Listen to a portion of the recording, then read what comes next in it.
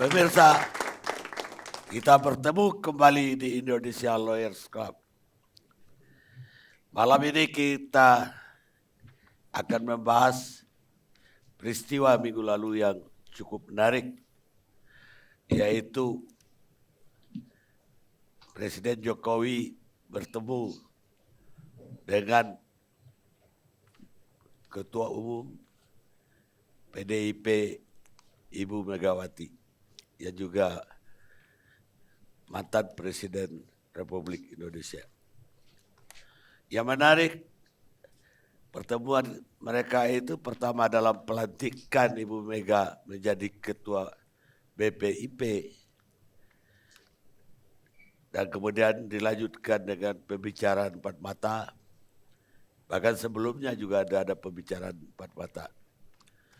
Besoknya bertemu kembali di peresmian Masjid At-Taufik di Lenteng Agung. Dan ini seolah-olah menjawab isu atau spekulasi orang bahwa Presiden Jokowi pecah dengan Ibu Mega. Sebab berapa waktu lalu Ibu Mega tidak hadir ketika Presiden Jokowi menikahkan adik perempuannya dengan Ketua Mahkamah Konstitusi. Dan kemudian Presiden Jokowi juga tidak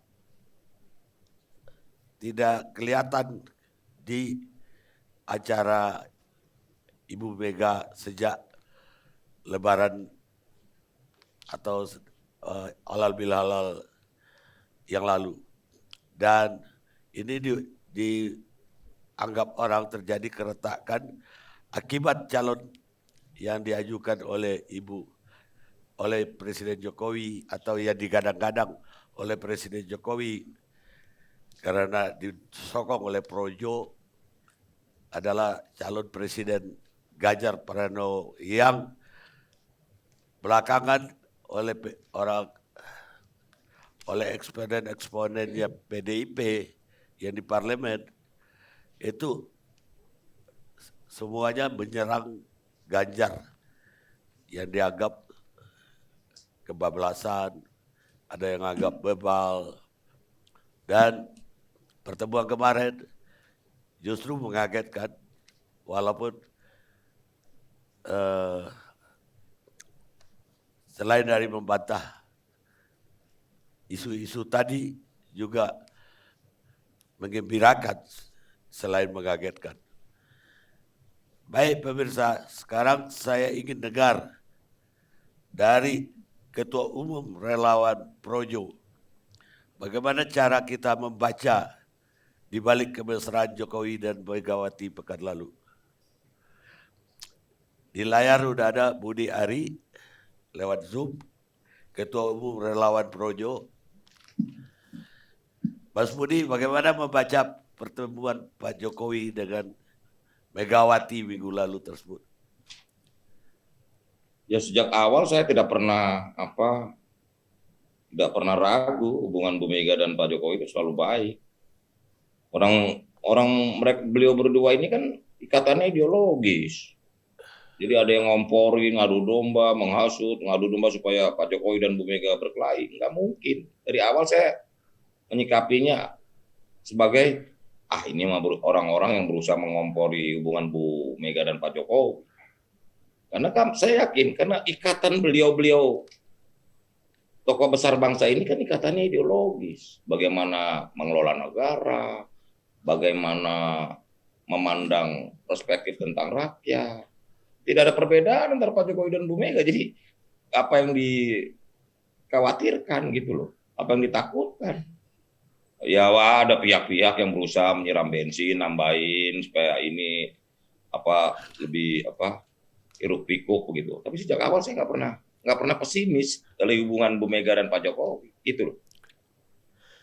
Ya, tapi orang melihatnya bagaimana Pak Jokowi seolah-olah menggadang-gadang Ganjar Pranowo untuk jadi calon presiden. Sementara kita tahulah Ibu Mega tidak suka itu dan mungkin punya calon yang lain. Ya kalau bukan anak. Dan salah satu yang disebut-sebut adalah Puan akan maju apakah jadi calon presiden atau wakil presiden. Jadi ada dua pilihan yang berbeda antara presiden dengan Ibu Mega. Di mana kelihatannya bahwa presiden menggadang-gadang Ganjar itu dari Projo juga. Bang Karni, bahwa gini loh, Mas Ganjar itu gubernur Jawa Tengah, sosok yang memang bekerja secara sungguh-sungguh dan dekat dengan rakyat. Mbak Puan juga tokoh muda PDI Perjuangan yang memang rekam jejaknya kan baik gitu. Nggak ada tokoh perempuan pernah jadi Menko, sekarang ketua DPR. Itulah kehebatan partainya Mas Aryo Bimo tuh. Bayangin partai lain kekurangan kader, partainya Mas Aryo Bimo punya stok 2 gitu. Calon yang bisa diusung. Nah, ini menurut hemat kami tidak perlu dipertentangkan. Biar aja mengalir gitu loh. Karena saya yakin pada waktunya juga akan ada titik temu begitu loh. Karena nggak perlu dibelah, diruncingkan, nggak perlu menurut hemat kami. Bahwa ada perbedaan-perbedaan biasa aja, tapi kan titik temu pasti akan terjadi. Begitu, Bung Karni. Mas Budi, kalau Projo sendiri sampai hari ini tetap mengkampanyekan Ganjar Pranowo atau menginginkan Ganjar jadi calon? Loh gini, kami kan sudah diperintah oleh Pak Jokowi sebagai Ketua Dewan Pembina Projo bahwa Projo itu ojo ke susu. Dan kami jawab Projo ora ke susu, Bung Karni. Projo jangan terburu-buru, Projo juga jawab kita tidak terburu-buru. Karena itulah Projo akan menggelar yang namanya musyawarah rakyat mencari duet pelanjut Jokowi 2024.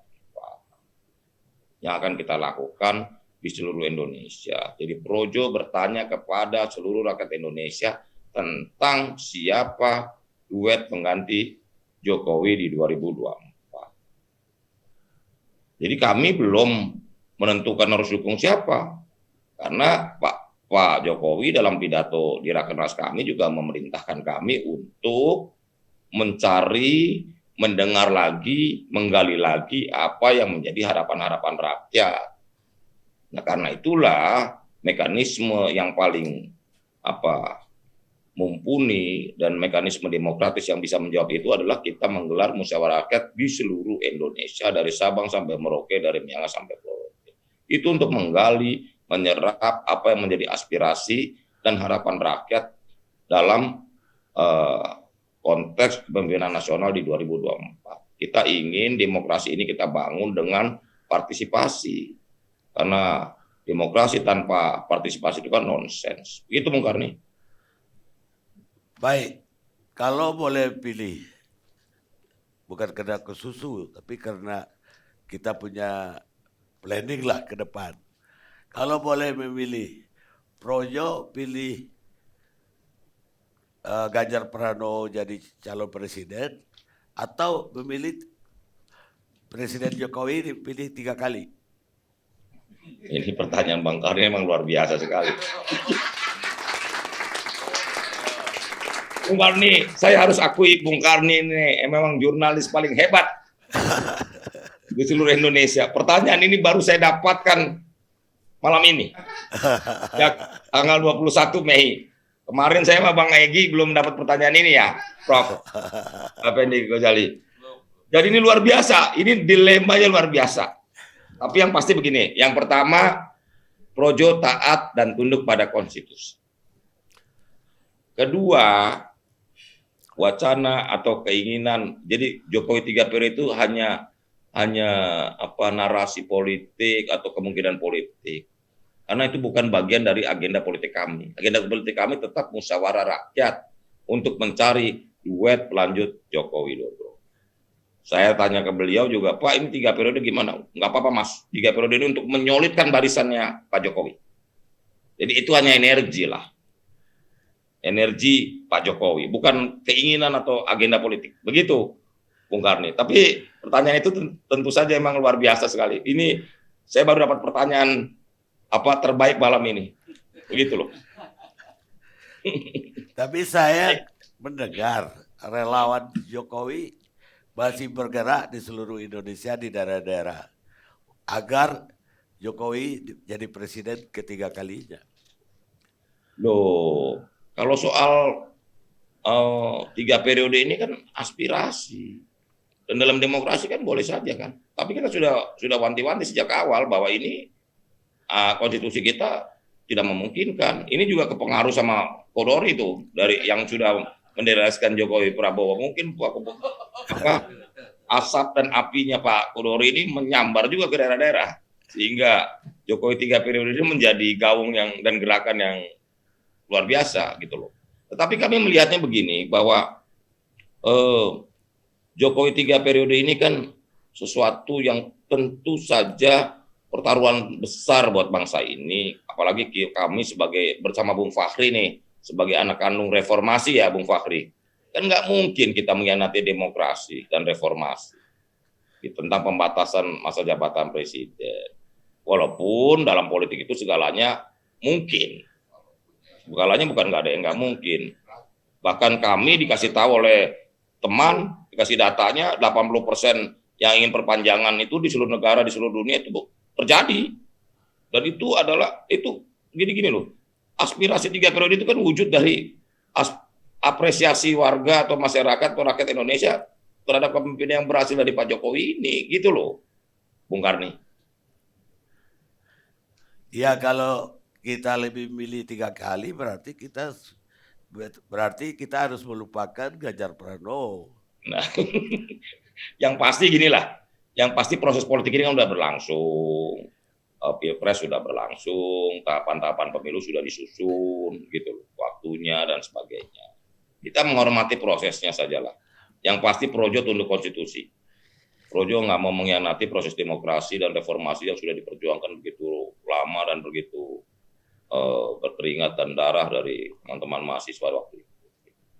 Ya ini memang pertaruhannya besar. Tapi bagi kami inilah kalau kepemimpinan yang berhasil ini kan muncul juga keinginan untuk tambocie kalau kata bahasa Bang Karni kan. Ya. Gitu. Seperti itu, Bung Karni. Baik, Mas Budi, terima kasih banyak sudah bergabung bersama kami. Terima kasih. Sekarang giliran pengamat politik Effendi Ghazali.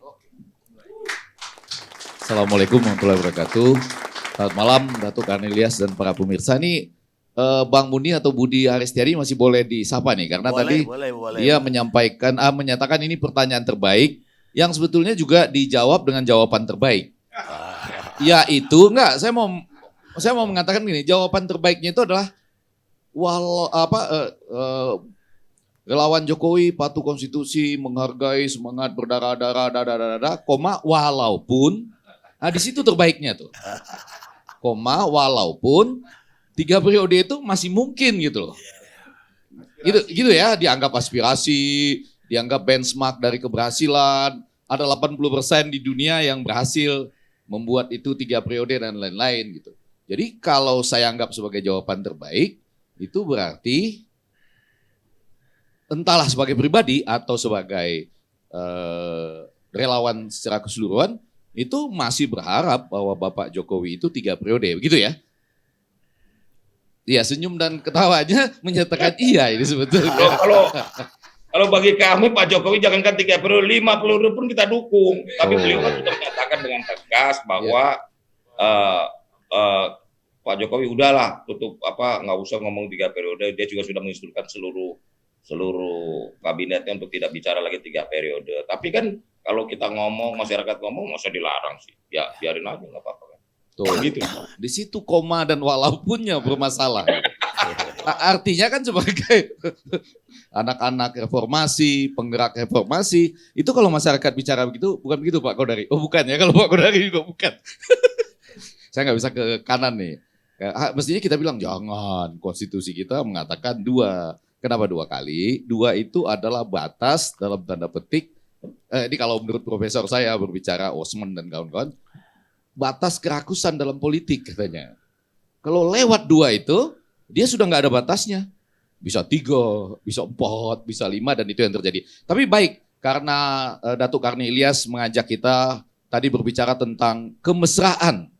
Ya, bukan keretakan loh tadi ya, saya melihat judul yang disampaikan, kemesraan antara Jokowi dan Ibu Megawati pada pertemuan-pertemuan yang terakhir dan masih ada Budi, Ketua Umum Relawan Jokowi. Saya mau mengingatkan bahwa kemesraan ini kalau dianalisis dari 3 serangkai itu, konteks, narasi, dan bubble atau gelembung, lagi-lagi dimulainya kalau menurut pengamatan saya dari Magelang ini.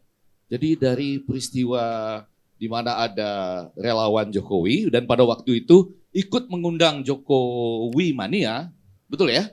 Saya rasa mereka sedang berniat, apakah sadar atau tidak, karena ada koma walaupunnya gitu ya.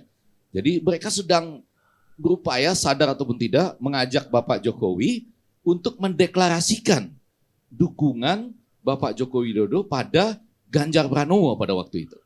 Itu amatan saya, nanti boleh dibantah oleh ketum relawan Jokowi. Karena ada Jokowi mania yang pada waktu itu kurang lebih menceritakan itu di salah satu televisi bersama-sama dengan kita. Tetapi pada waktu itu Bapak Joko Widodo barangkali mulai menyadari bahwa itu tidak bisa dilakukan ya karena akan berakibat ada semacam fait accompli, semacam apa ya, dalam tanda petik berhadapan langsung dengan partai yang utama mendukungnya, yaitu PDI Perjuangan, partainya Arya Bima ini. Maka waktu itu tuh Pak Jokowi berusaha membatasi diri dengan mengatakan, saya berusaha betul menghafal itu tuh. Jangan tergesa-gesa 2 kali, meskipun 2 kali, mungkin calon yang kita dukung ada di sini. Nah, di sininya itu ini. Ini yang ada peluang 3 periode itu yang di sini sebetulnya ya. Katanya macam-macam tuh, ada yang ketiga gitu ya, yang ketiga itu banyak lah yang baca-baca begitu. Lalu di belakang banyak yang teriak-teriak 3 periode gitu. Itu kalau digabung semua, jangankan Bu Megawati, Kodari pun sebagai ketua umum partai, Effendi, Fahri Hamzah, Arya Bima, dan kemudian Ferry Amsari misalnya sebagai ketua umum partai, itu barangkali akan merasa kok ini agak mendahului saya begitu ya gitu. Nah, betul kan ada perasaan gitu loh. Kok ini gara-gara Anda jangan senyum-senyum aja Pak Ketum. Jadi waktu itu yang jadi masalah adalah kok berencana mendeklarasikan lebih dulu padahal di partai ada, di Indonesia ini kan begitu Datuk Karni Ilyas. Apa-apa itu diserahkan kepada ketua umum partai akhirnya gitu. Enggak pakai konvensi. Padahal di Amerika kita coba dong kalau saya tes siapa-siapa yang tahu ketua umum Partai Demokrat di Amerika misalnya ya.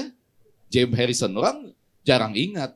Ketua umum Partai Republik misalnya Ronald McDonald, orang jarang ingat karena mereka adalah betul-betul orang yang bekerja supaya membuat partai itu berjalan secara modern gitu. Nah, balik ke soal yang tadi, saya rasa dalam konteks itu Bu Megawati layak merasa apapun lah istilahnya ya, sedih, kecewa, marah ya, terutama karena ada kata kita di situ. Kata kita ini berbeda dengan misalnya kalau yang dipakai itu kata bapak dan ibu. Jadi ya, jangan tergesa-gesa 2 kali ya. Kemudian meskipun 2 kali, calon yang bapak dan ibu dukung ada di sini misalnya. Walaupun ininya sama nih. Walaupun nunjuknya sama misalnya, tapi kan yang bapak dan ibu dukung, bukan kita. Kalau kita pada waktu itu orang berpikir Pak Jokowi sebagai Dewan Pembina Projo atau sebagai presiden atau sebagai anggota PDIP. Nah ini berhadapan semua. Nah kekecewaan itu ternyata untungnya dijawab dengan sebuah kemesraan atau 2 kali kemesraan. Kemesraan yang pertama itu adalah pelantikan BPIP. BPIP ini menarik bagi kita karena kita tahu ini penting, cuma kita agak kurang tahu mereka ini periodenya dari kapan sampai kapan gitu.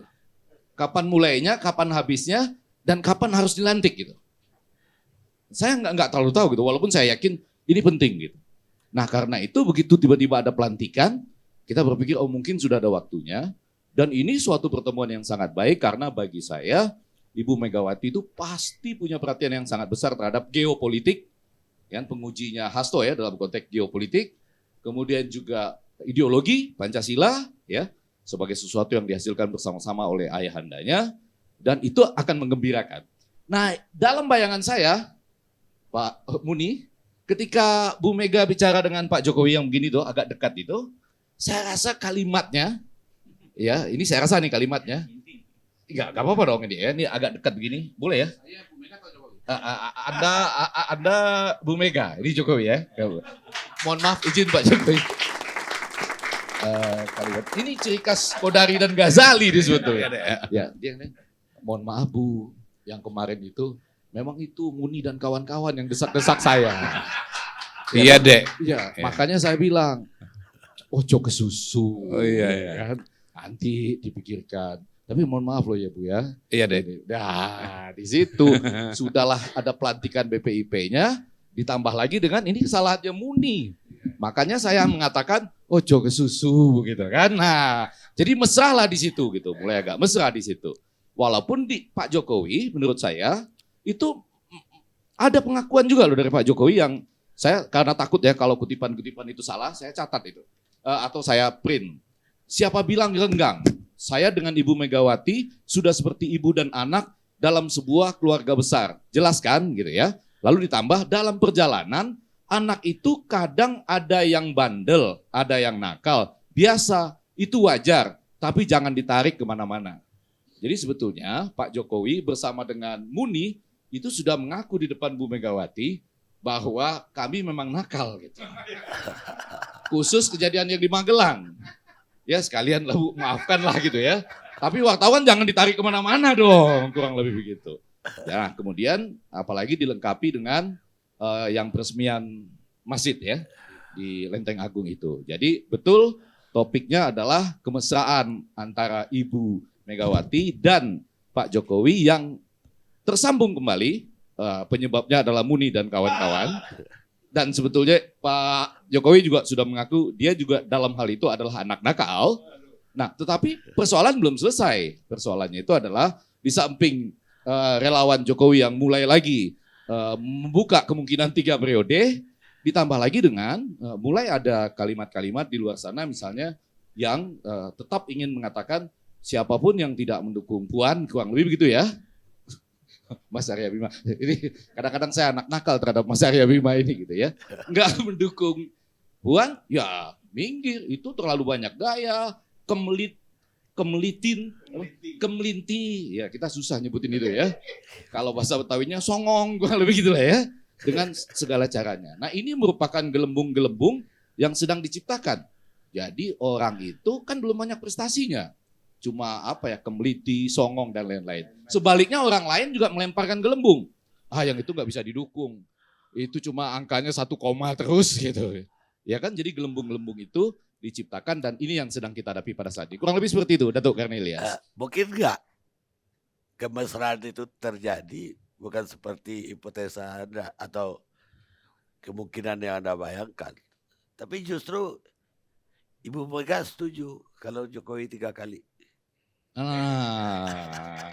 Ini menarik. Saya itu gara-gara wacana saya diobrak-abrik oleh Muni ini ya. Beberapa kali pertemuan, tapi kita punya udah Ferry Amsari nih, Prof. Ferry Amsari ini untuk mengingatkan kita. Belakangan tuh saya dengar ada ada wacana Puan dengan Jokowi disampaikan oleh Effendi yang lain, yaitu Effendi Simbolon, gitu ya. Nah ini menjadi menarik loh.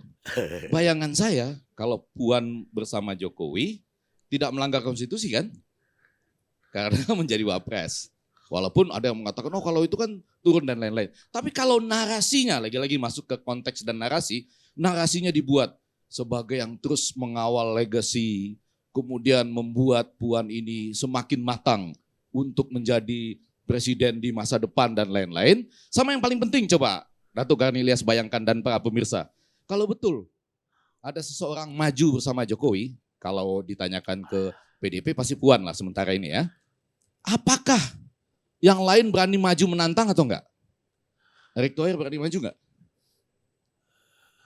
Ya kan? Atau beberapa kandidat lain berani maju enggak? Paling yang mungkin yang berani maju Prabowo sama Anies kali. Kalau yang lain bilang enggak apa-apa, Bapak aja dulu. Kami di tahun selanjutnya aja gitu, 5 tahun yang akan datang gitu. Ini sesuatu hal yang penting dikaji juga dalam konteks tadi kemungkinan-kemungkinan politik yang dibantah bukan kehendak politik katanya. Ini juga bukan kehendak saya, tapi ini kemungkinan-kemungkinan politik yang tadi dipancing-pancing oleh Datuk Karnilias. Terima kasih Datuk Karnilias.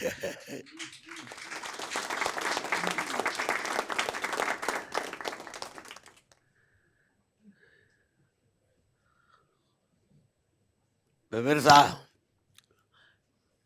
jadi ketika wartawan mau menanyakan kepada dua narasumber penting itu, Ibu Mega dan Presiden Jokowi yang kelihatan begitu mesra di BPIP itu dan juga di ketika meresmikan masjid, ya Ibu Mega malah bilang bahwa wartawan aja yang nggak memperhatikan kode etik. Dan Pak Jokowi mengatakan bahwa ya kami biasa-biasa aja, nggak ada apa-apa. Namun begitu dalam politik yang tidak diucapkan itu jauh lebih penting daripada yang diucapkan. Itu bukan kata-kata saya, itu kata-kata KJ Pak, penulis Inggris. Kita rehat sejenak.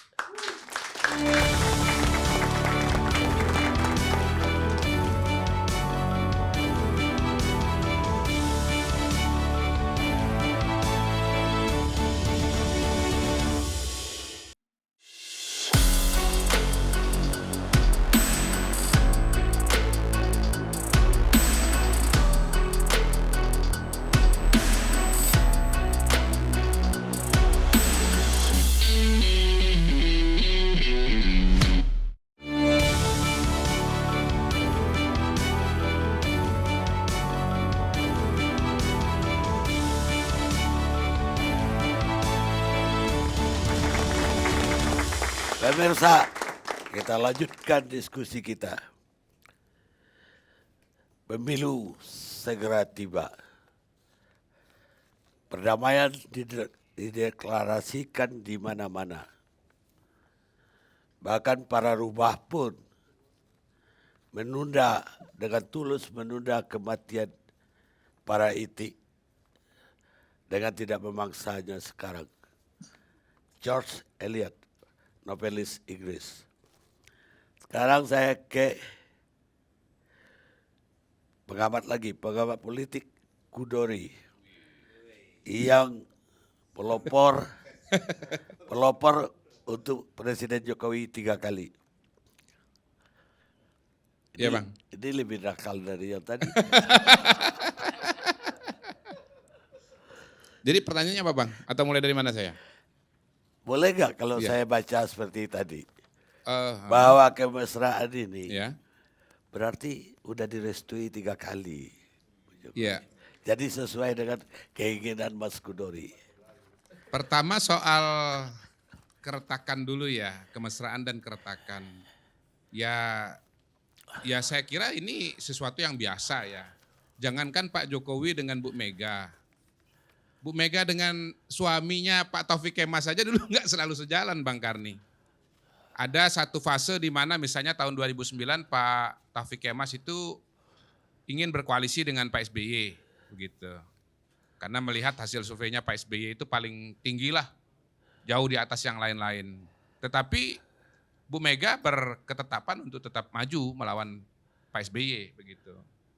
Dan ya akhirnya waktu yang membuktikan bahwa Pak Taufik Kemas benar begitu. Dan karena sikap politiknya itu ya mungkin pada gilirannya Pak Taufik Kemas didukung oleh SBY menjadi ketua MPR.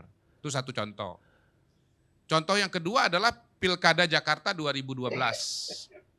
Setahu saya Pak Taufik itu inginnya calon dari PDI adalah Fauzi Bowo. Dan wakilnya waktu itu adalah dari PDI Perjuangan, Ketua PDI Perjuangan Jakarta, namanya Bang Adang Ruhyatna. Begitu. Tetapi kemudian Bu Mega memutuskan Pak Jokowi. Walaupun saya tambahkan, ya Bu Mega juga sempat setuju dengan Pak Fauzi Bowo. Begitu. Tetapi karena dinamika kemudian akhirnya memutuskan Jokowi. Dan itu berbeda pendapat dengan Pak Taufik Kemas. Jadi kalau misalnya Pak Jokowi ada beda-beda pendapat dengan Bu Mega pada 1-2 kesempatan, itu sesuatu yang harus kita anggap sebagai suatu dinamika politik lah. Ya. Yang penting adalah bahwa antara Bu Mega dengan Pak Jokowi itu tidak sampai katakanlah putus hubungan ya nggak sampai mutung lah seperti Bu Mega misalnya putus hubungannya dengan Pak SBY begitu. Dan untuk bisa putus hubungan pada tingkat keterparahan seperti dengan SBY itu saya kira itu jarang terjadi gitu ya, jarang terjadi. Dengan Pak Surya Paloh sekalipun sekarang yang sedang panas-panasnya ya katanya menurut saya sih ya ini karena situasional saja begitu. Dalam waktu ke depan bisa akan berubah ya. Nah, soal mesra nggak mesra Pak Jokowi dengan Bu Mega ini menurut saya juga contohnya banyak. Misalnya dulu Pak Jokowi, Bu Mega ingin Kapolri itu adalah Budi Gunawan, Bang Karni. Tetapi Pak Jokowi berpandangan yang lebih tepat adalah Tito Karnavian. Gitu. Akhirnya Tito Karnavian jadi, Pak Budi Gunawan nggak jadi. Ya tapi kan Pak Budi akhirnya jadi Kepala BIN, kan? Nah, jadi akhirnya kemudian ya deket lagi gitu. Lalu contoh yang berikutnya adalah soal soal Pak Luhut, soal Bu Rini Sumarno. Bahkan Bu Rini Sumarno itu sangat menarik karena sampai diblokir ya oleh teman-teman di DPR. Bu Rini Sumarno sampai-sampai nggak bisa datang ke DPR dan waktu itu selalu diwakili oleh siapa? Oleh Menteri Keuangan Sri Mulyani begitu. Jadi ada banyak contoh. Bahkan yang terbaru ini ya kalau menurut saya yang kembali kepada Pak Jokowi itu Panglima TNI itu ya adalah KSAL, tetapi karena Bu Mega mau Pak Andika, akhirnya yang jadi Pak Andika begitu. Jadi ada saatnya Pak Jokowi yang diambil keputusannya adalah maunya Pak Jokowi, tapi ada juga situasi yang lain keputusannya yang diambil adalah Ibu Mega begitu. Jadi menurut saya sih ini ya ganti-gantian aja lah, kira-kira begitu.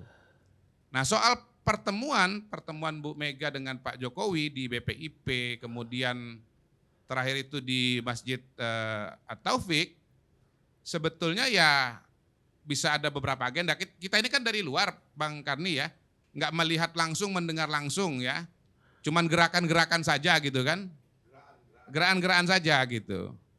Kalau saya yang ditanya ya nanti memang kan ya pasti waktu Pak Jokowi begini-begini itu kan ada tuh yang dialog itu ya.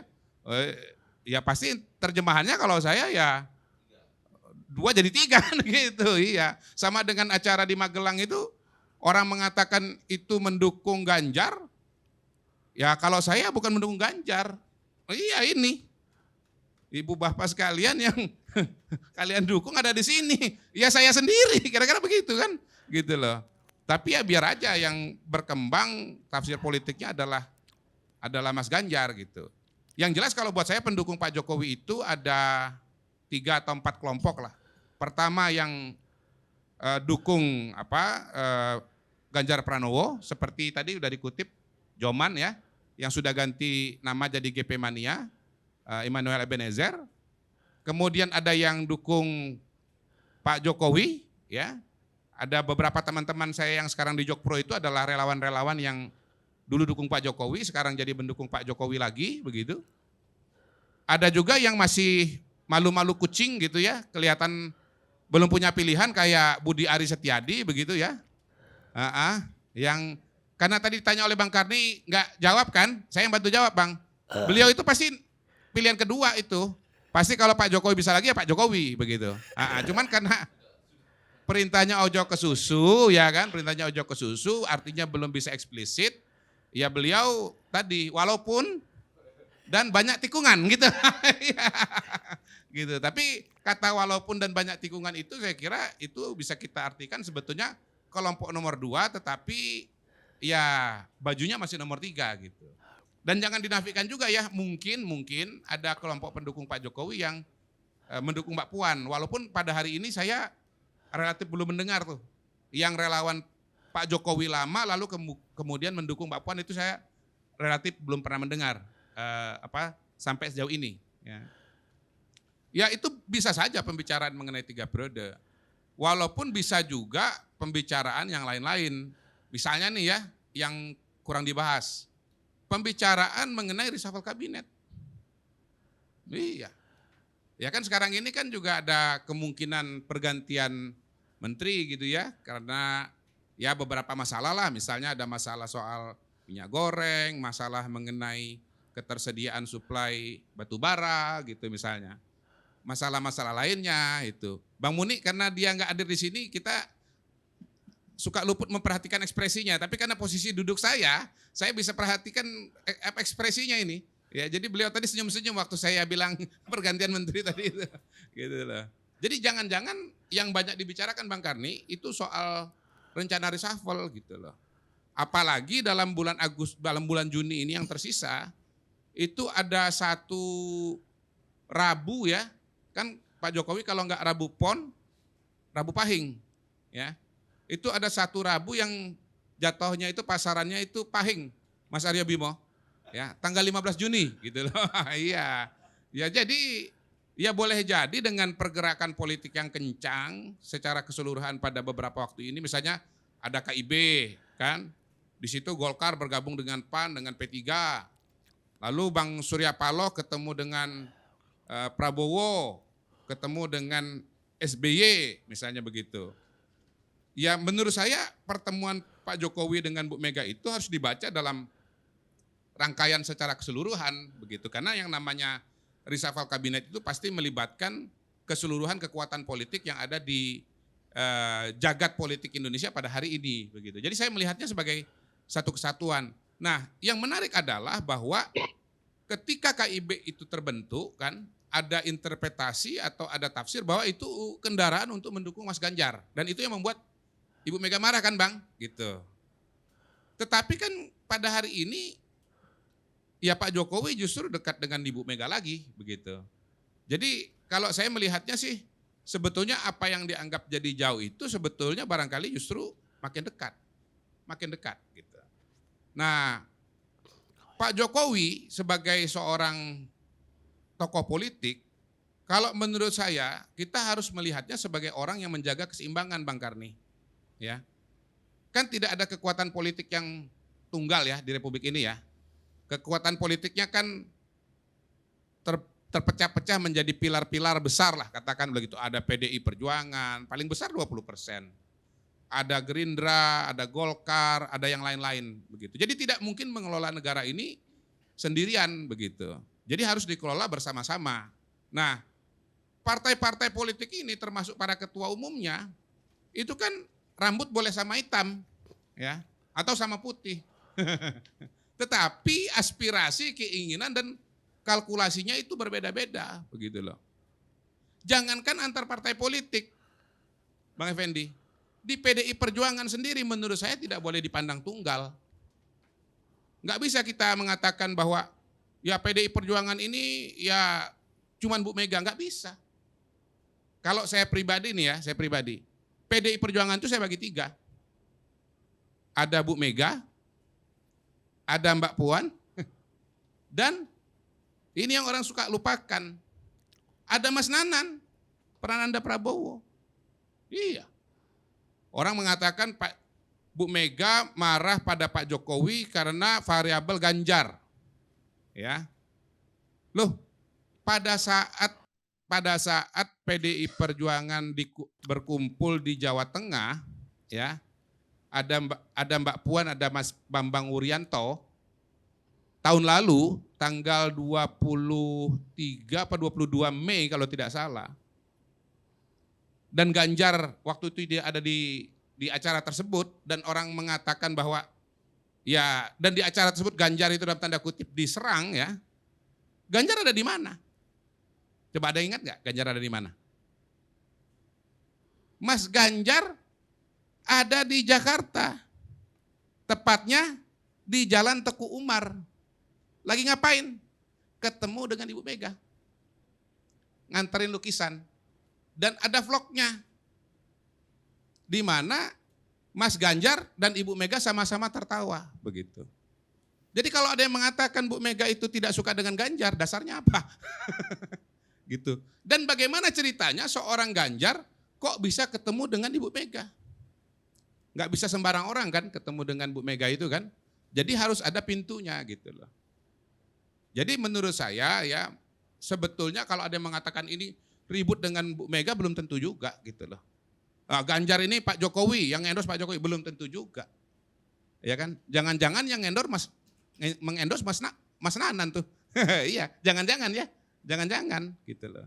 Dan ini adalah situasi yang mungkin tidak mudah Bang Karni buat Bu Mega gitu loh.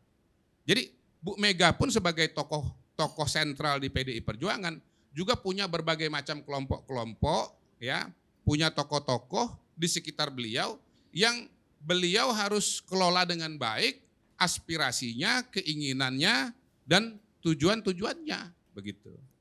Nah, dalam konteks itu ya menurut saya kita kalau bicara bicara politik nasional dikaitkan dengan PDI Perjuangan itu tidak bisa ngelihat hanya Mbak Puan, tetapi juga lihat ya mungkin Bu Mega punya pemikiran sendiri, Mbak Puan punya pemikiran sendiri, Mas Nanan punya pemikiran sendiri begitu. Yang belum tentu sama ya dan kemudian belum tentu linear gitu loh. Satu dengan yang lain. Memang paling dilematis adalah soal calon presiden.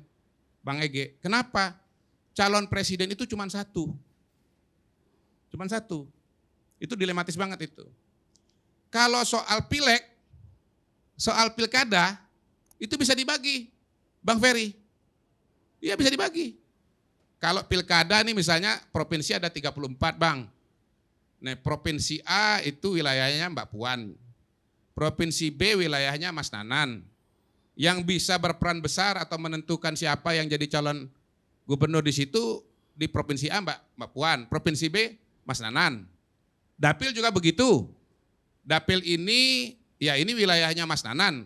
Dapil ini wilayahnya Mbak Puan begitu. Sehingga tidak terjadi tabrakan. Tetapi kalau presiden cuma satu. Jadi resiko tabrakan itu pasti ada gitu loh.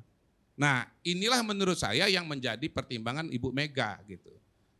Dan membuat ini menjadi tidak mudah Bang Karni gitu loh. Jadi ya apakah aspirasinya Mbak Puan dengan Mas Nanan ini sama, sejalan gitu. Kalau aspirasinya kelihatan nggak sama atau nggak sejalan seperti pada hari ini, ya disitulah kemudian bagi saya ada harapan bahwa ya jalan tengahnya adalah Pak Jokowi lagi 3 periode 2024-2029. Demikian Bang Karni, terima kasih. Kalau saya malah bisa terbalik juga. Ya. Jangan-jangan Ibu Mega bisa mesra lagi karena Pak Jokowi mencabut keinginannya untuk 3 kali. Yang kedua tidak akan mendukung Ganjar. Saya jadi Pak Jokowi ngomong gitu. Makanya Ibu Mega ketawa-ketawa. Waktu bisik-bisik yang tadi itu ya. Iya. Jadi bisa bisik-bisiknya gitu. Itu saya sebetulnya bukan dukung yang itu Bu, gitu ya.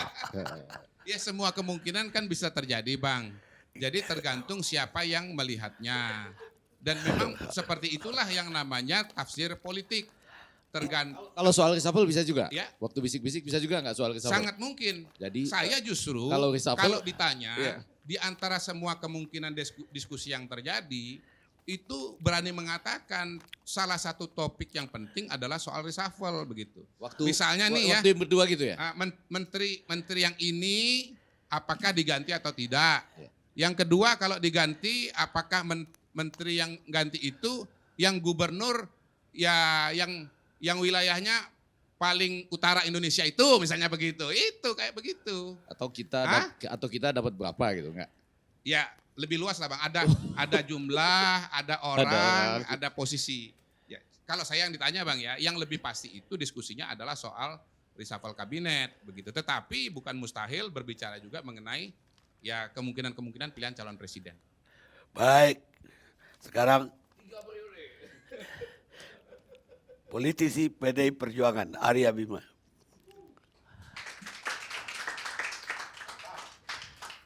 Apa Bang? Ini Bang, saya harus bicara apa Bang? Ya, mungkin kita kembali ke judul. Ya, begini, Baca di balik. kalau saya mengamati Bang Effendi Ghazali sama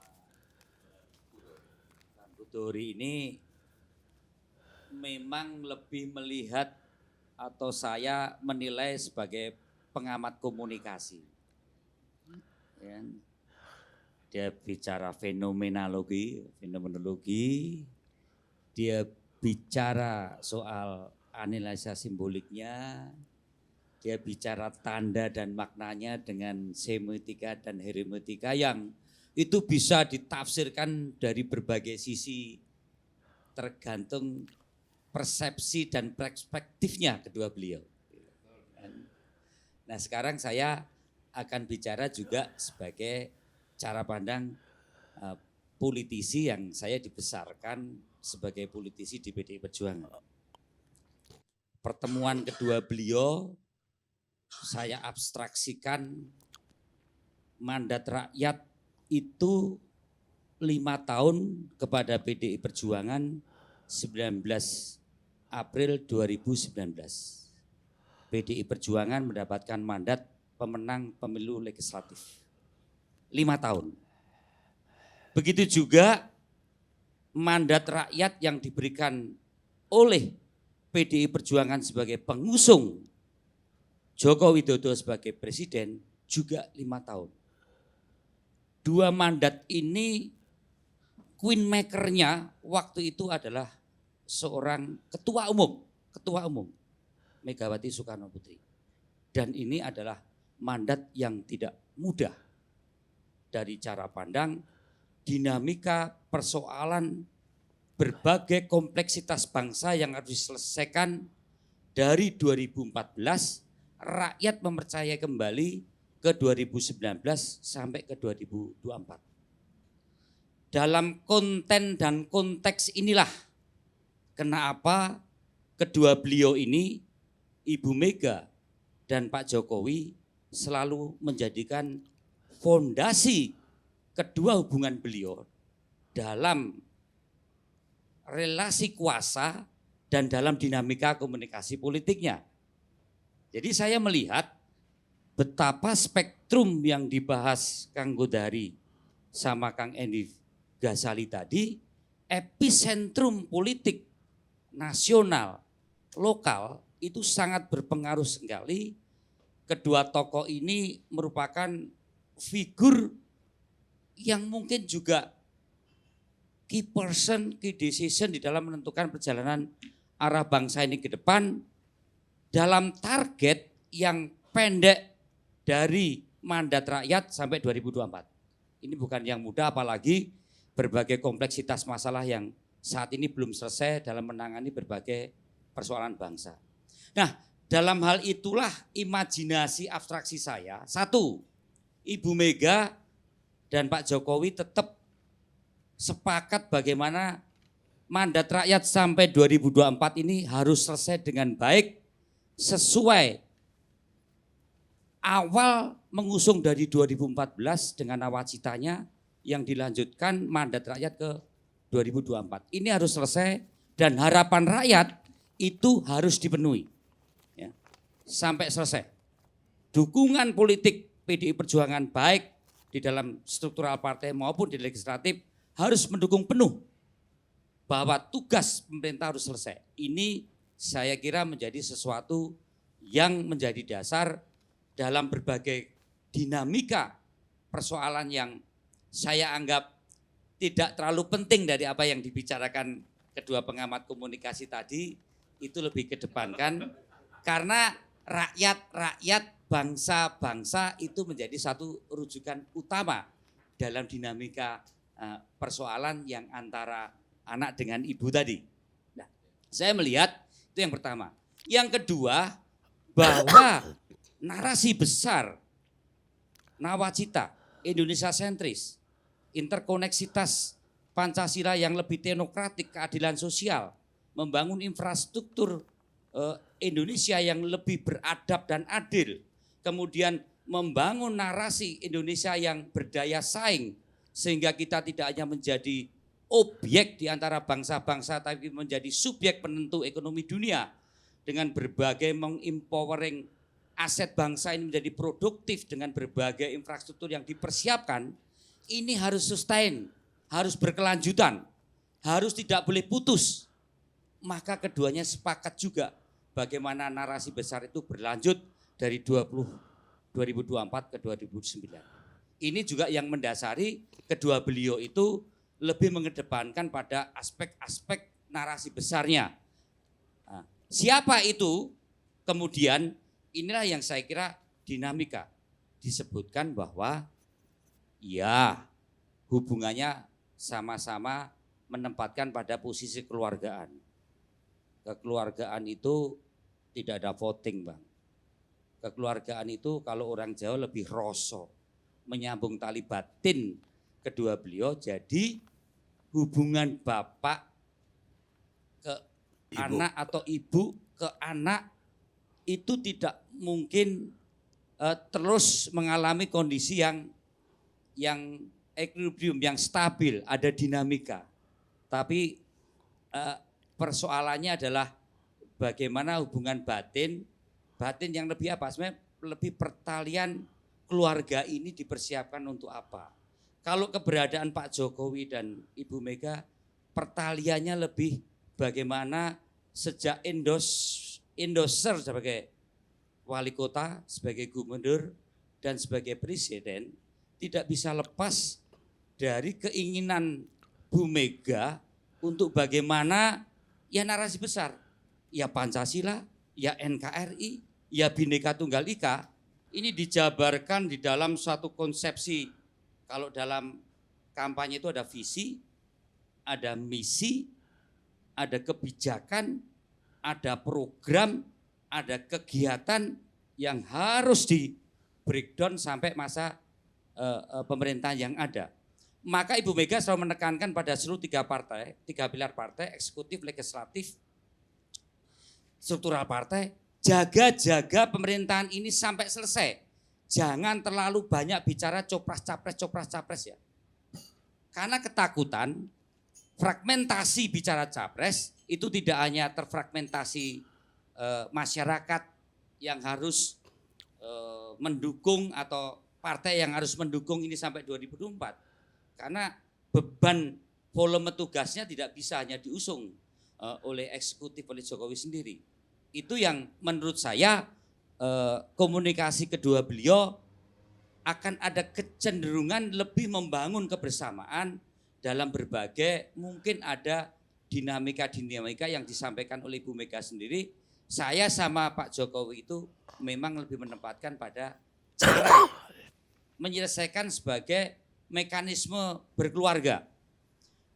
Itu antara Pak Jokowi dan Ibu Mega dalam pengertian berkeluarga. Tapi sekali lagi dalam hubungan yang lebih fungsional pun, endorsement dari wali kota, gubernur sampai presiden, tentu ada yang namanya relasi kuasa yang Bu Mega cenderung statis sebagai ketua umum, Pak Jokowi cenderung dinamis pada posisi dari panggilan Dek sampai Pak Presiden, kan dulu gitu.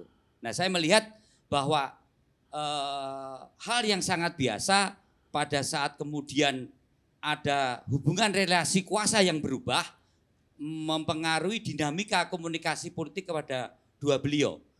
Ada sesuatu yang entah publik atau kedua beliau, saya kurang paham betul, tapi seolah-olah masyarakat juga terpolarisasi dengan statement apa yang dianalisa kedua pengamat komunikasi, kasus di Magelang misalnya.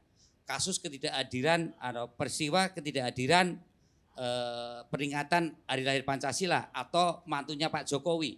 Ya, itu saya kira sah-sah saja untuk dianalisa tapi saya melihat kedua beliau ini lebih melihat hubungan batin kekeluargaan yang juga mempengaruhi hubungan Ibu Mega tidak hanya sebagai ibu tapi sebagai ketua umum partai. Dan Pak Ibu pun juga menghormat bahwa Jokowi juga tidak hanya sebagai seorang yang di-endorse menjadi seorang presiden, tapi Pak Jokowi adalah sebagai seorang presiden yang tentunya tadi sama-sama memiliki keinginan untuk sustainable, untuk berkelanjutan bagaimana program-program pemerintah saat ini yang merupakan kesepakatan bersama di dalam mengusung visi misi kebijakan program untuk 10 tahun ini tidak muspro, harus berkelanjutan sampai ke 15, 20, 25 kalau perlu 45 tahun ke depan sehingga cita-cita besar untuk Indonesia itu bisa mewujud. Negara ini butuh suatu sistem, Bang. Sistem itu sudah kita sepakati bersama, yaitu demokrasi yang kita sepakati lewat konstitusi, lewat peraturan di dalam pelembagaan demokrasi yang harus semakin kita perkuat.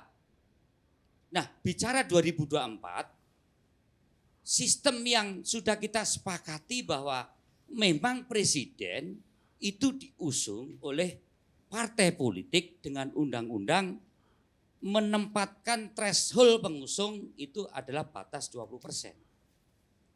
Nah, jadi sistem inilah yang dikuatkan dan disitulah akan muncul pemimpin yang terus berkesinambungan selama periode 5 tahun.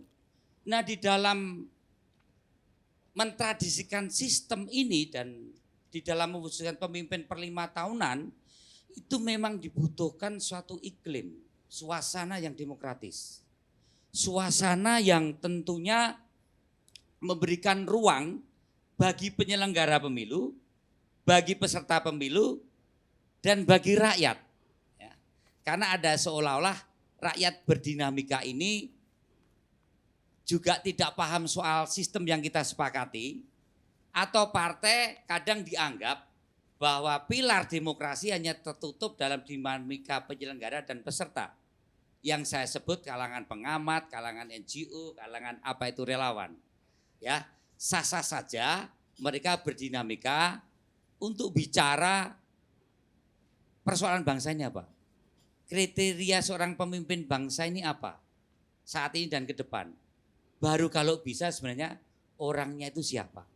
Nah, ini belum bicara persoalan bangsanya, belum bicara kriterianya, kita dibenturkan pada si A, si B, si C, dan kita ribut soal si B itu dengan ini kriteria ini menurut syarat atau enggak. Nah, saya pengen kalau partai punya dinamika itu dengan mekanisme organisasi lewat penjaringan dan penyaringan yang mana PDI Perjuangan tadi kan disinggung tidak ada kontestasi itu, tidak ada proses apa istilahnya?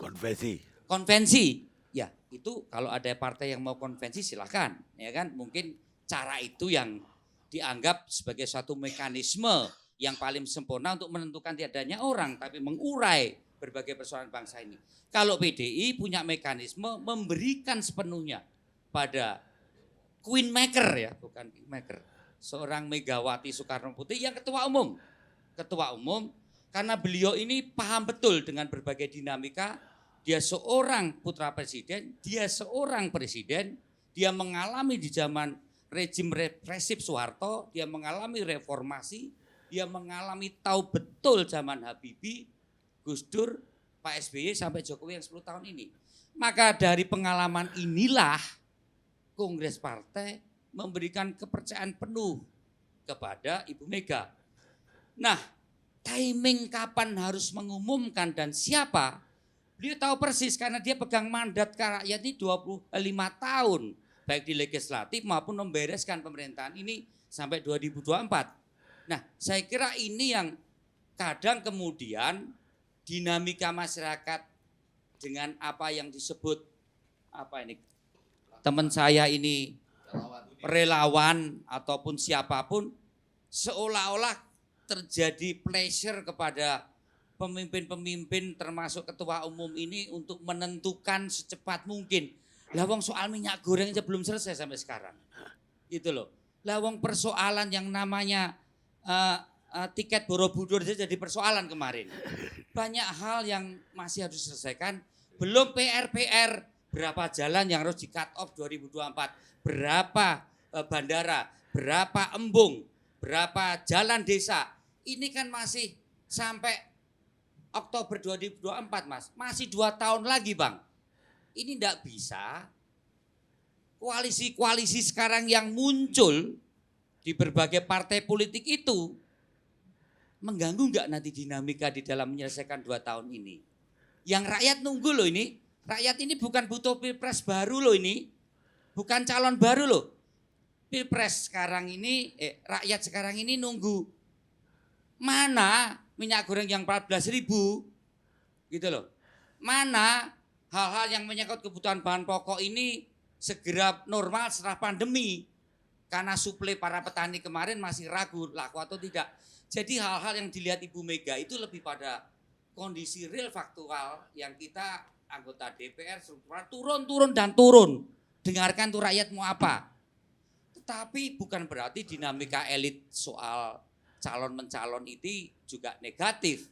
Tapi ada batas kapan rakyat itu tidak kemudian terpolarisasi menjadi tidak produktif untuk mengisi yang dari oleh rakyat kan 19 April 2019 Bang.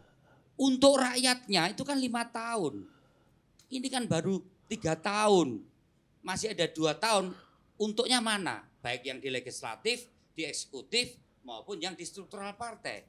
Ini saya kira abstraksi saya bahwa kemudian sekarang ada beda pendapat. Ya ini adalah persaingan. Bukan permusuhan. Ya. Dan proses pelembagaan yang kita sepakati, ya memang partai politik sebagai pengusung itu konstitusi. Belum ada relawan. Lah, konstitusi dijalankan. Posisi relawan seperti apa? Itu dinamika masyarakat. Itu adalah sesuatu aspirasi. Tapi harus dilihat bahwa sebagai partai politik tidak mudah untuk membereskan yang untuk masih 3 tahun tadi Bang. Ini yang saya kira mempengaruhi. Beliau menunggu pertanyaan untuk dia. Ini yang mempengaruhi komunikasi antara Pak Jokowi dan Ibu Mega sebagai keluarga tadi antara anak dan ibu itu cenderung tidak akan menjadi suatu perbedaan yang berakibat pada semacam permusuhan. Cenderung akan ada titik harmonisasi karena dasar tujuannya memang dalam narasi besar dan keduanya sepakat ya ojo kesusu sama-sama ibu ojo kesusu. Karena apa? Mentradisikan sistem demokrasi kita ini enggak mudah yang kita sepakati sejak reformasi 98. Kalau kemudian belum selesai terus semua harus membereskan tugas untuk rakyat terus sudah ribut soal calon lagi, apalagi menteri-menteri juga yang ada di dalam pemerintahan ikut kehilangan arah untuk membereskan tugas 5 tahunannya itu yang saya khawatirkan. Bukan berarti silaturahmi ketemu antar partai politik untuk 2024 itu jelek, karena ada melihat bagaimana persoalan bangsa ke depan maupun saat ini perlu. Nah kepada Kakanda Ketua Projo, bahasanya yaitu ojo kesusu dan hargai kesepakatan pelembagaan demokrasi yang kita buat lewat konstitusi kita ini. Jangan kemudian berarti bukan salah pengamat nih ya. Salah muni nih berarti. Ya, pengamat asal tidak ngompori. Saya kira itu Bang yang perlu saya sampaikan kita agak sepakat ya bahwa ini permulaannya dari Magelang ini ya sebetulnya ya. Nah, Magelang ini kan Kang Budi Ari ini imajinasinya juga tidak jauh berbeda dengan Pak Jokowi, dengan Ibu Mega bagaimana selesai dan sustain ke depan itu ikut melanjutkan nawacita 10 tahun ini yang harus mewujud dalam tahun ke-15 dan tahun ke-20. Cuma yang namanya relawan kan tidak ada legacy yang dituntut kepada rakyat. Kalau partai kan pengadilan rakyat, people power yang sebenarnya kan 14 Februari 2024 rakyat menentukan pengadilan kepada partai politik sejauh mana evaluasi terhadap kinerja yang tak berikan di 2019. Saya kira ini yang mungkin bisik-bisik kemarin menyamakan itu, Bang. Terima kasih. Ada pertanyaan untuk Pak Mas Budi? Kang Budi, saya kira penjelasan saya tidak mengabaikan Kang Budi hari ini untuk menyerap, menyaring, tapi paham betul karena Budi Ari ini sebelum Ketua Projo juga kader PDI Perjuangan, Bang. Dia tahu persis bagaimana sebenarnya mendinamisir ngurusi partai yang benar-benar mempunyai fungsi artikulasi, agregasi, dan salah satunya adalah sumber rekrutmen dan pemberdayaan kader sebagai pemimpin.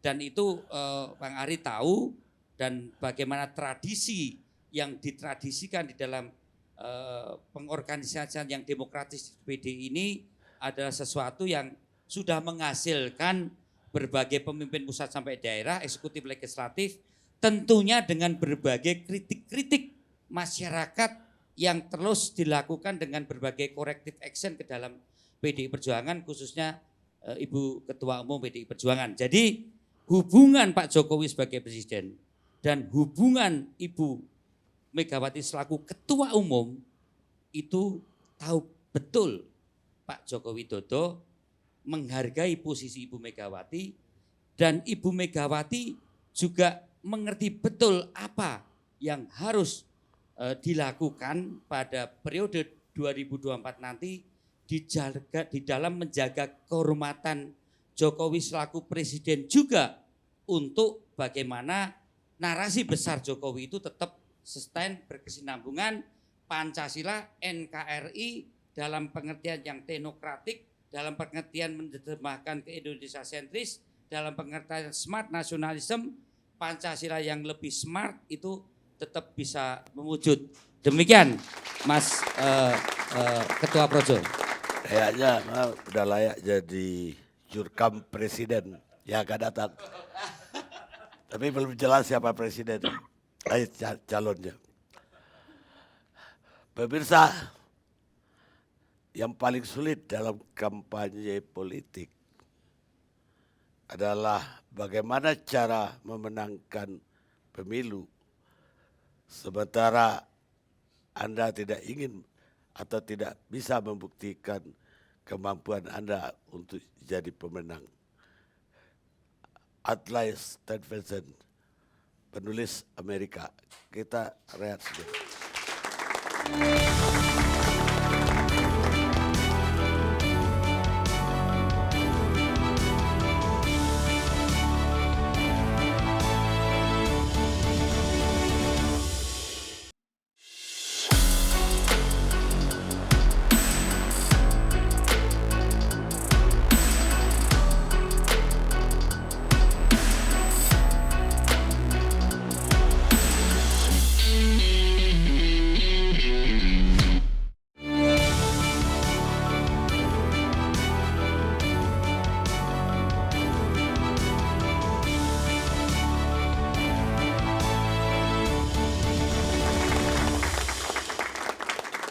Pemirsa, kita sampai di akhir acara.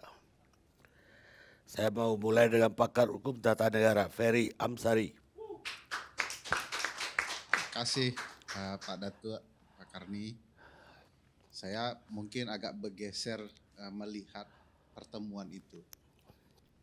Tadi Bang Karni sudah menyinggung satu perspektif yang menurut saya penting juga diulas.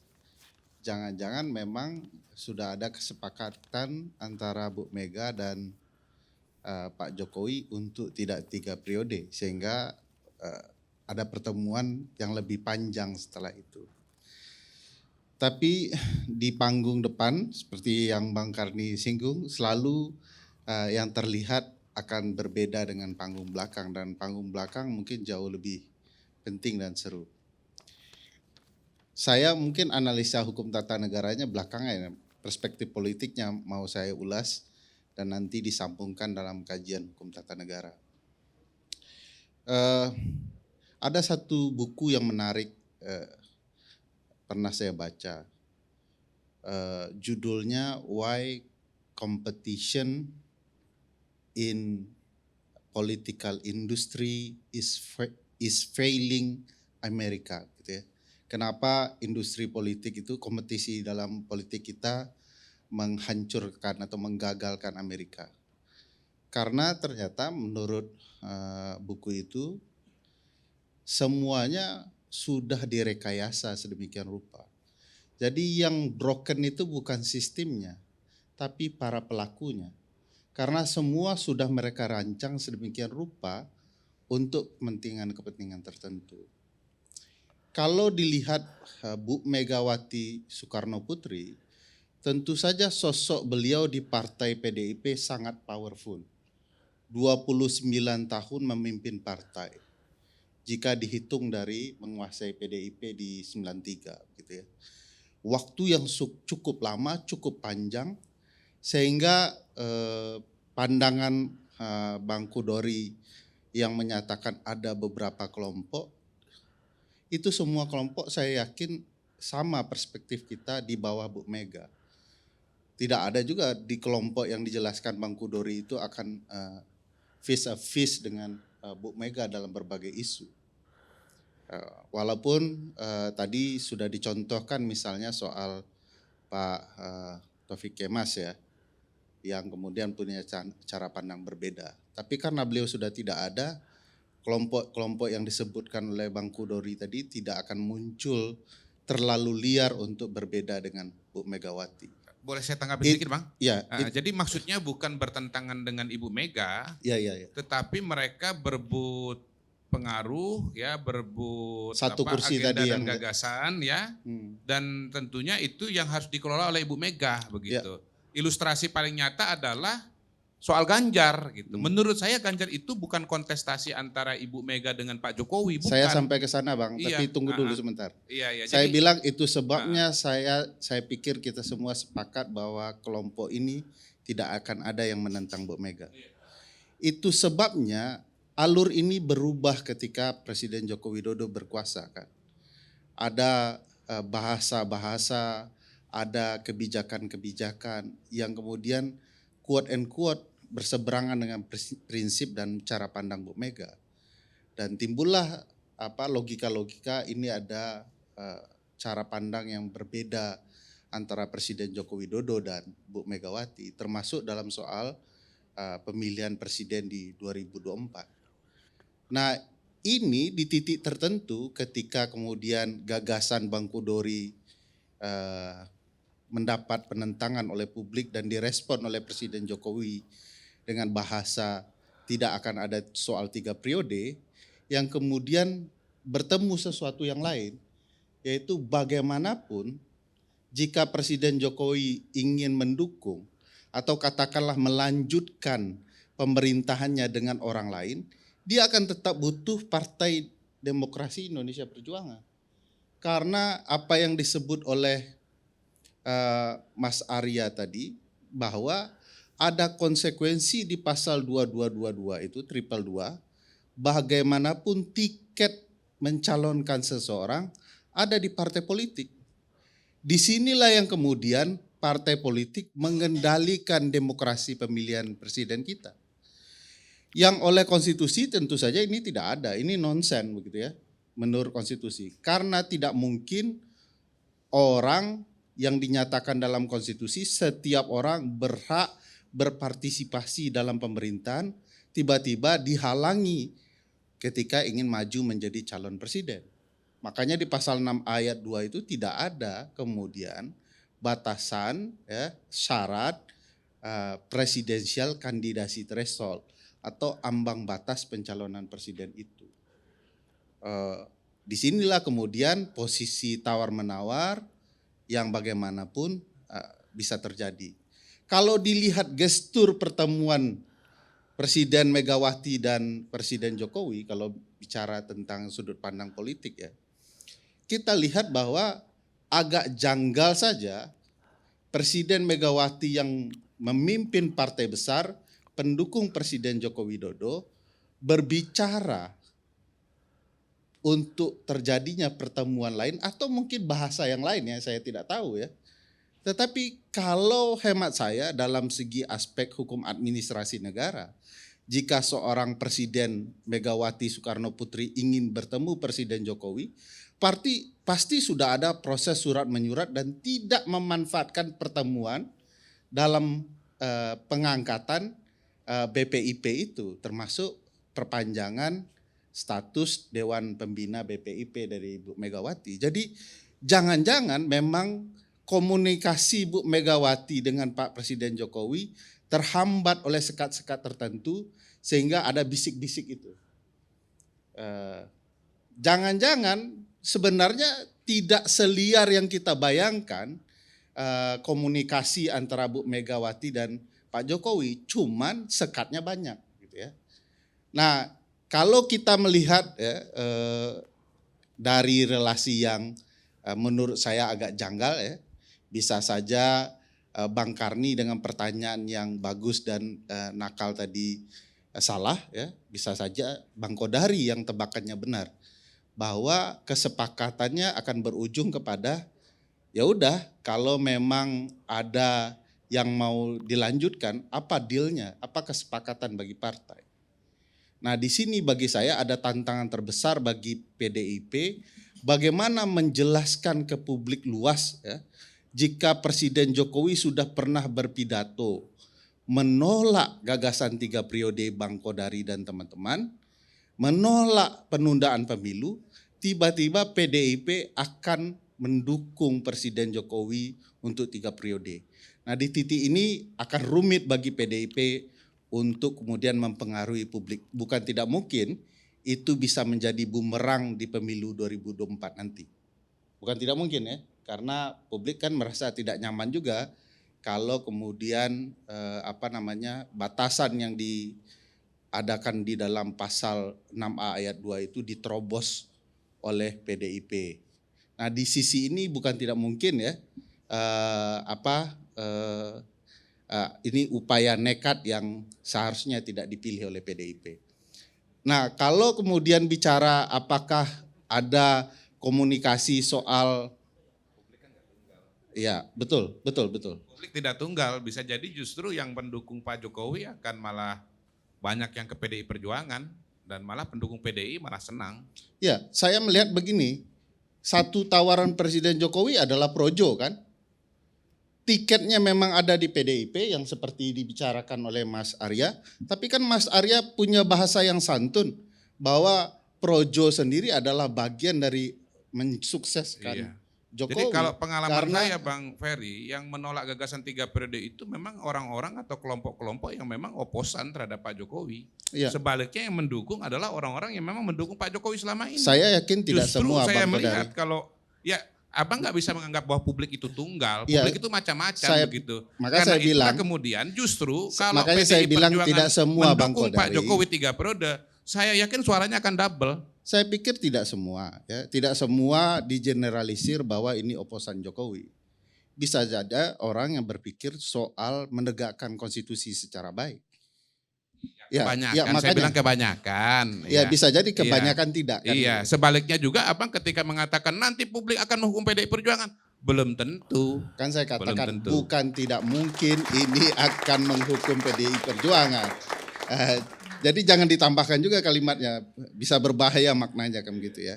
Nah oleh karena itu saya pikir begini, transaksi katakanlah begitu ya antara Bu Megawati dan Presiden Jokowi bisa sangat beragam. Bisa sangat politis, bisa sangat konstitusional, bisa kemudian berbeda dengan prinsip-prinsip konstitusi. Kitalah publik yang kemudian menurut saya harus sadar apa yang diinginkan konstitusi itu pada dasarnya baik untuk kita semua. Ini adalah pertandingan yang dirancang sebelum pertandingan mulai. Kalau kemudian sistem itu dirancang mendekati permainan mulai dan ketika permainan mulai, pasti pertandingan tidak seru. Bang Effendi Ghazali dan Bang Kodari ini kan suka sepak bola.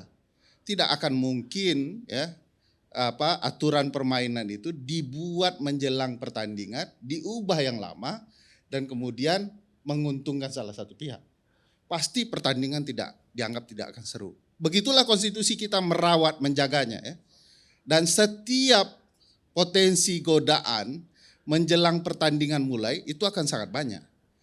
Godaan itu bisa muncul ke sosok seorang demokratis seperti Bang Kodari, bisa ke sosok Bu Megawati, bisa ke sosok Pak Presiden Jokowi, bisa ke kelompok seperti Projo. Jadi ketika konstitusi ini dilanggar menurut saya akan menimbulkan kerugian bagi publik semua di masa depan. Mungkin akan menguntungkan seperti Presiden Jokowi dan yang lainnya, para pendukungnya, tetapi yang pasti tidak akan menguntungkan publik. Karena apa? Karena ini konstitusi yang harus kita rawat bersama. Saya mau jelaskan bahwa apakah betul-betul masih ada pergerakan-pergerakan untuk mendukung 3 periode? Sampai hari ini Bang Kodari belum berubah sikap. Masih ada, itu tanda-tanda bisa buruk, bisa baik ya. Bagi saya tanda-tanda buruk, bagi Projo bisa saya tanda-tanda baik kan. Dan masih ada penelitian yang tadi sempat dijelaskan mengenai misal penelitian teman-teman lab laboratorium 2045 ya, lab 45 yang menjelaskan beberapa negara sudah berhasil mengubah konstitusi biasa. Walaupun hasil soal 80% itu soal 3 periode, bagi saya bukan itu isi penelitiannya. Penelitiannya bicara soal perubahan konstitusi itu biasa saja. Bagi saya yang orang hukum tata negara ya memang biasa. Cuman apa yang disepakati Bapak Bangsa, disepakati oleh pelaku perubahan konstitusi, mestinya tidak diubah sembrono, apalagi hanya sekedar untuk kepentingan sesaat, karena saat ini sedang habis masa jabatan. Nah ini yang kemudian menurut saya berbahaya. Kalau dilihat penelitian-penelitian konstitusi ya, kebetulan Pusat Studi Konstitusi itu sekarang sedang meneliti performa konstitusi 20 tahun Indonesia. Yang diteliti adalah bagaimana penghormatan pihak-pihak terhadap konstitusi kita. Bisa melalui putusan MK, bisa seperti figur politik atau pengamat politik seperti Bang Kodari, Da Effendi Ghazali, bisa kemudian media massa, pers begitu ya. Bagaimana penghormatan terhadap konstitusi. Nah alat ukur yang kita gunakan itu adalah konstitusi itu sendiri, original intentnya apa yang dibahas oleh Bapak Bangsa dan pelaku perubahan konstitusi. Nah yang salah satu yang agak riskan dari penelitian kita itu adalah bicara penghormatan terhadap masa jabatan presiden dan sistem presidensial itu. Nah kalau pertemuan itu mau merusak sistem dan kesepakatan Bapak Bangsa kita dan para pelaku perubahan konstitusi, kita betul-betul sedang tidak menghormati konstitusi kita itu sendiri. Baik, tapi kalau dari pihak Ibu Mega, kemesraan itu terjadi gara-gara 3 periode, ya bagi saya agak pesimis. Ya. Karena Ibu Mega sendiri keras 3 periode, tidak menolak 3 periode. Keras lah, itu keras sekali. Padahal Bu Mega sendiri Bang, termasuk partai melalui Bu Mega yang mengusulkan perubahan konstitusi untuk menambahkan kewenangan MPR, PPHN, GBHN. Tapi begitu tahu ini ada cerita lain di balik itu, langsung dengan tegas menolak perubahan konstitusi. Dan kalau mau bicara PPHN ya di undang-undang saja, bukan begitu ya Bang?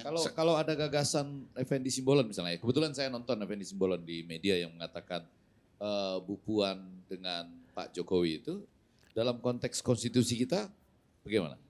Ya, kan? Jadi itu tidak hanya cerita konstitusi tetapi juga tradisi tata negara. Iya.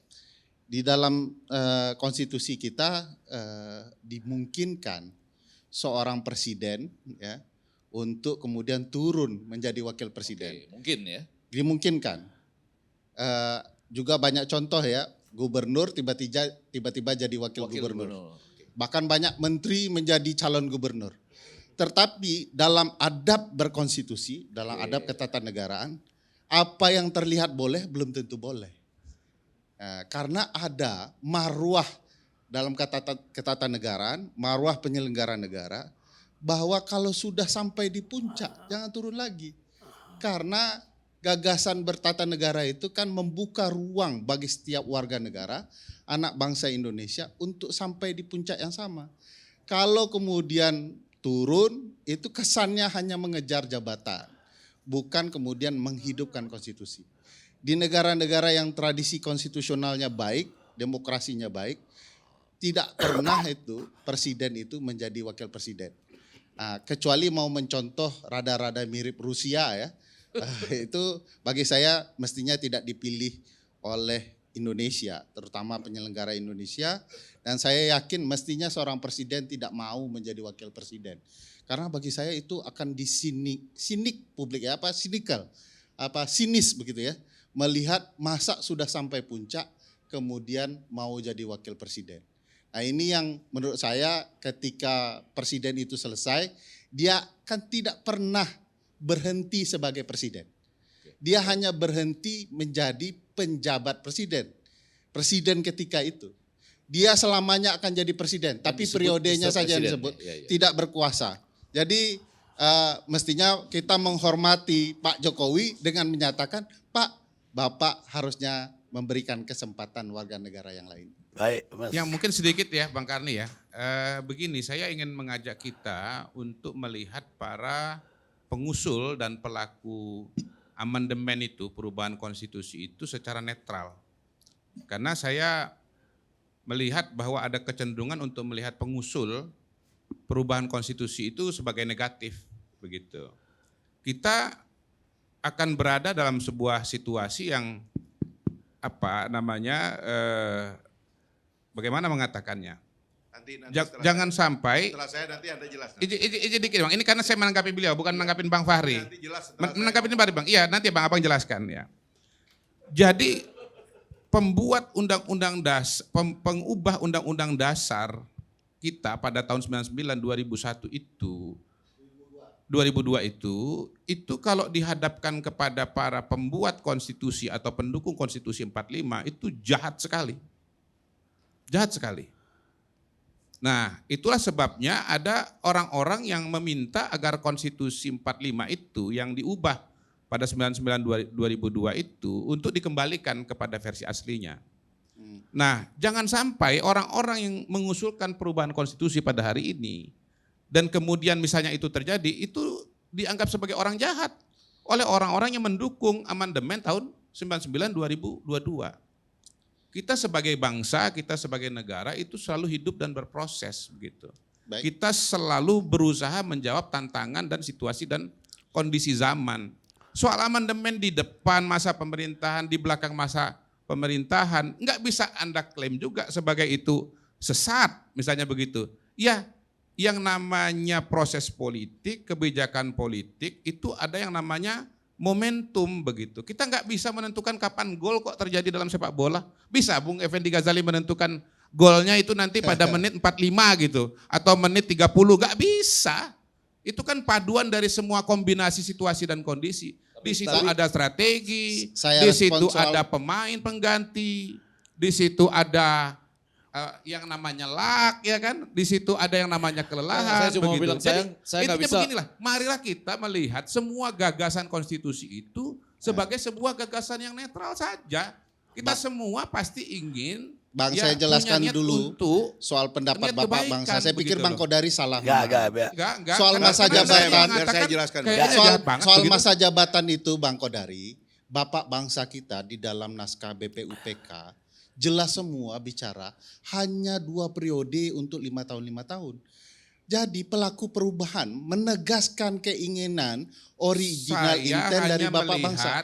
Bunyi Dengar dulu. konstitusi kita tahun 45 makanya, yang tidak membatasi masa jabatan. Membatasi Udah, masa itu yang jabatan. tertulis, itu yang ditandatangani. Dan bisa kita membicarakan Ya atau udah, sebagai sesuatu masing-masing yang berbeda. ditandatangani, Bang Kodari Bisa salah kita. membaca konstitusi kita, naskah awal sekalipun. Satu kalimat Titik aja itu ya. bahwa Kenapa? Di mana Karena salahnya? Bang, itu dibatasi Pak 2 Harto periode. itu nggak mungkin presiden 7 Bukan, kali kalau bukan. memang dibatasi. Bang Kodari, Nggak mungkin dibatasi. makanya saya jelaskan di pertemuan kita sebelumnya Bang Kodari, saya jelaskan bahwa ada perubahan konstitusi tanpa mengubah teks.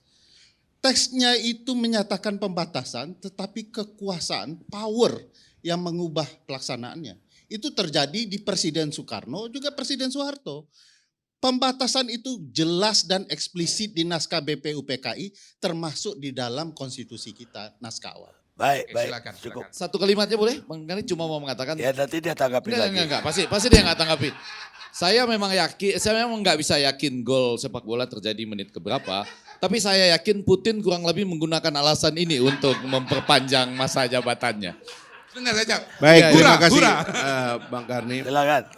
Assalamualaikum warahmatullahi wabarakatuh. Pertama saya sebenarnya ingin TV One ini segera ILC segera tampil di TV One karena ini adalah the real election channel kira-kira begitu ya. Real smart Pancasila. Kalau boleh ada doa-doa ya doa inilah yang kita panjatkan ya. Ya untuk mencerdaskan kehidupan. Yang kedua, saya terus terang agak kecewa dengan kedisiplinan berpikir bangsa kita.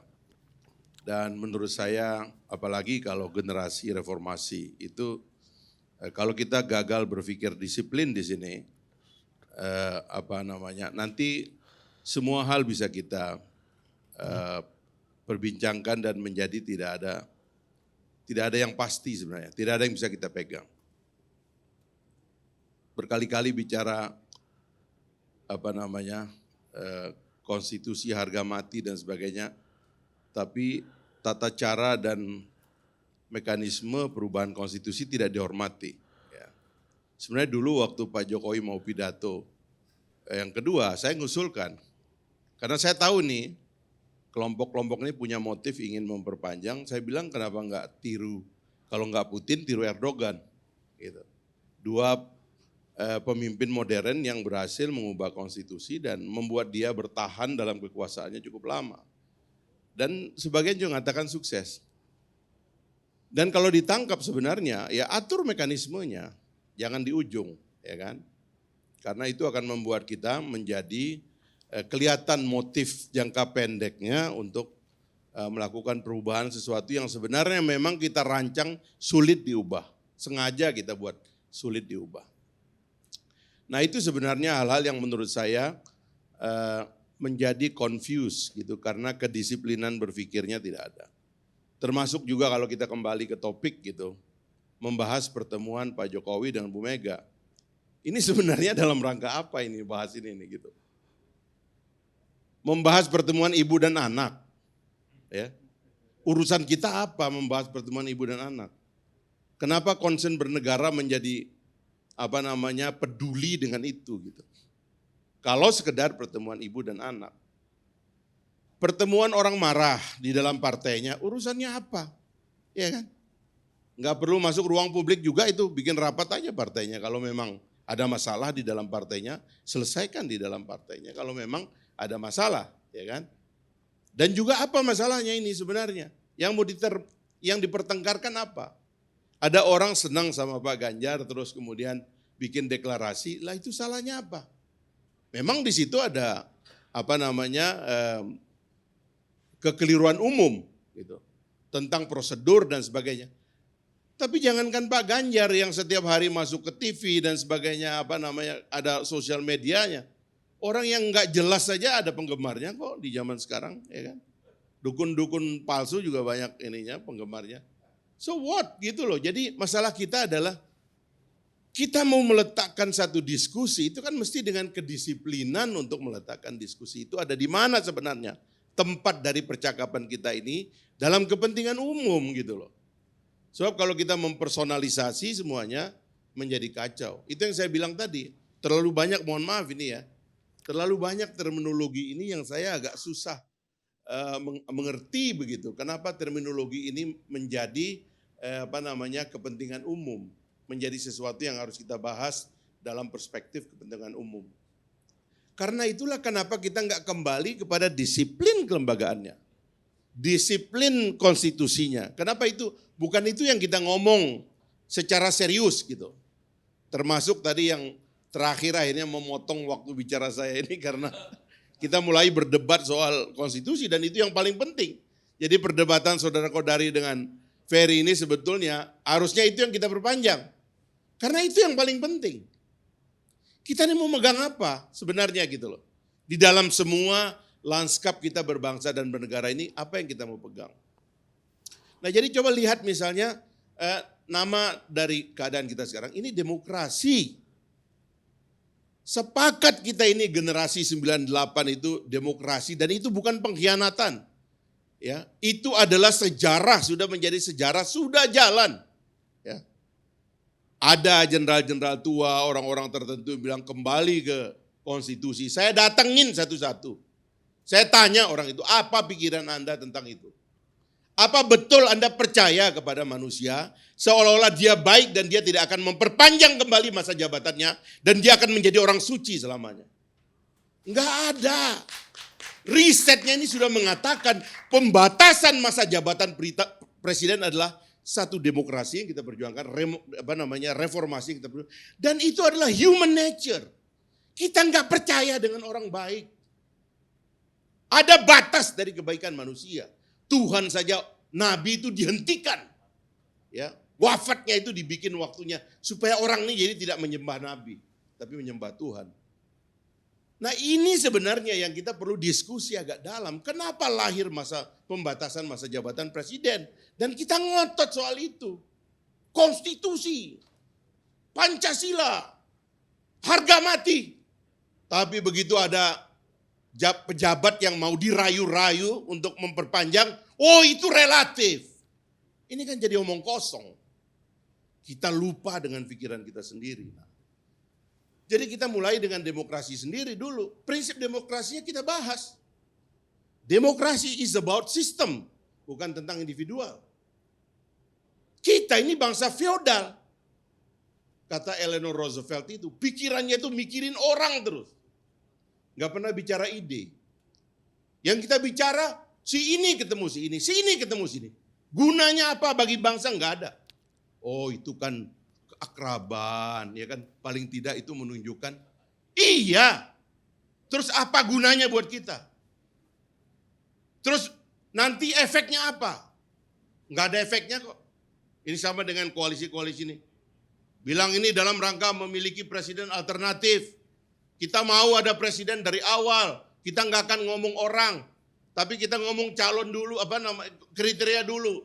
Tapi yang satu bilang, oh kami sudah punya kongres yang memutuskan harus dia presidennya. Terus ngapain ngumpul? Nah ngomong kosong semua. Jadi kalau bangsa ini tidak disiplin dengan pikiran, kita kacau terus menerus. Dan kita menganggap seolah-olah nggak nyasar, padahal nyasar gitu. Jadi terus terang itu saya terus terang penyakit bangsa kita ini harus kita address terus menerus. Kita harus sadar bahwa kadang-kadang bangsa kita ini setiap 20 tahun mengalami kelupaan, lupa terus. Ada alpanya. Kenapa lahir generasi? Kenapa lahir gerakan mahasiswa? Karena kita lupa. Kita feodal. Banyak orang-orang baik tapi kan kemudian jatuhnya di demo. Dan saya kan sering mengatakan, pertama, usia kita hidup dalam otoritarianisme dalam tubuh bangsa ini jauh lebih lama daripada kita hidup dalam demokrasi. Bangsa kita itu menyimpan feodalisme yang dalam. Dan ini harus kita kita waspadai terus-menerus karena itu bisa hidup terus-menerus. Yang kedua, yang pertama tadi kita hidup dalam otoritarianisme lebih lama, kolonialisme lebih lama, dan itu kemudian sering terjadi berulang-ulang. Yang kedua, setiap 20 tahun kita merasa terjadi penyimpangan. Kurang jago apa? Pemimpin-pemimpin Indonesia ini rata-rata jatuhnya nggak enak. Bung Karno jatuhnya nggak enak. Presiden kedua jatuhnya nggak enak. Pak Habibie mendingan. Tapi saya tahu ini demo untuk menjatuhkan Pak Habibie luar biasa. Ya. Gus Dur jatuhnya nggak enak. Ibu Mega juga jatuhnya nggak enak. Kalau bisa dibilang begitu. Pak SBY jatuhnya enak. Tapi karena di ujung ada problem di dalam partai politiknya. Jadi kerasa tidak enak sekarang. Kita jangan lagi dong ada figur kita orang-orang baik. Kita lulukan, kita mau kasih lagi kesempatan. Waduh, dia tidak tergantikan, gak akan ada lagi orang kayak begitu. Nonsen, itu gak ada begitu itu. Tidak ada lagi orang baik sedemikian rupa. Seolah-olah kebaikannya kita bolehkan melampaui sistem. Para pendiri bangsa kita menghentikan kerajaan. Karena kita takut kultur raja-raja. Gak ada yang ngawasi. Dia eksekutif, dia legislatif, dia judikatif. Berbahaya buat kita sebagai orang modern. Kita hentikan itu. Di Malaysia masih dijaga sebagian. Kita hentikan. Jadilah republik. Kita rancang presiden. Bahkan sekarang kita minta pemimpin ini dipilih langsung. Kenapa? Kita tahu watak manusia. Dan ini yang harus kita jaga gitu loh. Satu, disiplin kita tentang demokrasi kita itu tadi. Yang kedua, kedisiplinan kita tentang bahwa sistem lebih penting daripada orang. Sudahlah, nggak ada lagi masanya manusia ada yang hebat luar biasa gitu, nggak ada. Kita ini kita aja, ada kotoran di perut kita ini. Nggak ada lagi lah orang-orang mewah yang luar biasa itu, enggak. Kita ini manusia yang sama, manusia biasa saja. Nggak ada lagi orang yang kehebatannya luar biasa. Coba Anda lihat baca buku sejarah itu, pemimpin-pemimpin dunia rata-rata sakit jiwa setelah dibaca kemudian hari kok. Jadi begitulah kita mengingatkan bangsa kita, bangsa Indonesia, jangan gitu lagi. Jangan gitu lagi. Makanya saya miris gitu loh. Kita mempersonalisasi. Saya, mohon maaf ini, saya kan mau melawan itu tradisi begini. Karena ini tersimpan. Partai politik tidak lagi menjadi industri intelektual. Partai politik akhirnya berdagang. Partai politik tidak punya kepercayaan diri. Mengatur-atur supaya 20%. Semuanya pengen jadi capres. Omong kosong. Semuanya pengen jual tiket kok. Dan yang mau dijual tuh ke orang-orang kaya itu kan. Ada orang kaya yang gak ngurus partai politik. Kerjanya mempopulerkan diri dengan jabatan. Dia di jabatan-jabatan pemerintahan. Setelah dia populer apa yang dia lakukan? Dia merasa punya banyak uang. Saya bayar aja partai politik ini. Suruh diam mereka. Saya yang jadi presiden katanya. Padahal ini orang tidak pernah berencana masuk dalam politik. Sehingga saya tadi nulis di Twitter saya bikin lucu. Pengen jadi pengusaha, bikin perusahaan. Pengen jadi presiden atau politisi, bikin partai politik. Atau pengen jadi politisi, bikin partai politik. Atau pengen jadi presiden, bikin partai politik. Kalau pengusaha pengen jadi presiden, dia jadi menteri BUMN, saya bilang begitu. Karena ini mental ini yang jadi salah. Para pengambil jalan pintas. Saya mengerti kemarahan PDIP terhadap Ganjar, saya mengerti. Karena mereka punya sistem dan struktur di dalam partainya. Tapi jangan tahan dong. Tarung ulang. Supaya jangan ada yang tim sukses pembeli tiket di belakang layar ini merajalela. Tarung ulang kita. Jangan pakai katanya konstitusi pemilu itu serentak. Serentak apa? Udah dimulai 5 tahun lalu kok. Udah mulai 2019 kok. Nah, debat beginilah yang akan menyelamatkan kita. Bukan soal pertemuan-pertemuan. Mau perasaan, ini ibu punya ini. Sudahlah. Orang-orang tua kita punya keterbatasan. Jangan dilebih-lebihkan. Panutan kita. Jangan dirusak. Nanti jatuhnya tragis. Jangan biarkan lagi bangsa ini ngejatuhin pemimpinnya secara tragis. Begitu berkuasa dijilat-jilat. Nanti begitu jatuh diinjak-injak. Jangan berhenti kita begitu. Ini penyakit kita kok. Jadi generasi Bung Muni dan kawan-kawan ini Bung Budiari ini, kita sebutnya di kampus Bung Muni. Ini teman saya debat di kampus. Teman saya berkelahi. Dan kita berkelahi melawan feodalisme. Kenapa jadi kayak begini sekarang Bung Muni? Gitu loh. Saya kira itu aja Bung Karni. Saya mohon maaf ini tadi karena sebenarnya Kodari sama Ferry tadi yang bikin saya panas ini. Tadinya saya mau senang-senang. Tapi karena berkelahinya di ujung saya jadi berkelahi juga ini. Terima kasih. Assalamualaikum warahmatullahi wabarakatuh.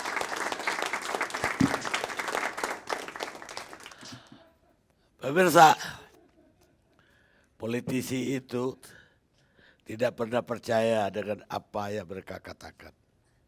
Karena itu mereka kaget ketika rakyat mempercayai ucapannya.